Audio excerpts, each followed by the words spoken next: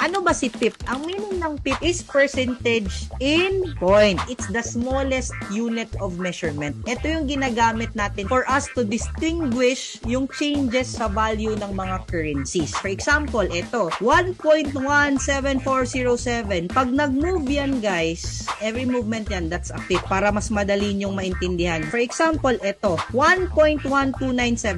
Itong 1, guys, ito yung pipet. Para hindi kayo malito, huwag nyo munang pansinin yan. Ito kasi yung fractional portion ng pip. Focus tayo starting from 7. Ito is 1 pip. Dito is 10 pips. Ito 100 pips. Ito is 1,000 pips. Dito is 10,000 pips. Huwag kayong mag-base sa amount na nakikita nyo, guys. Pero ito yung computation niya. Katulad nito. Ito, diba, is 1 pip. 6 times 1 is 6 pips. 10 pips, diba? Pag itong place na to. So, 4 times 10, that's gonna be 40 pips. Dito is 100. 9 times 100, equivalent to 900 pips. Dito is 1,000. 1 times 1,000, 1,000 pips. And ito is 10,000 pips. So, to make it easier, 1 pip, 10 pips, 100 pips, 1,000 pips, 10,000 pips.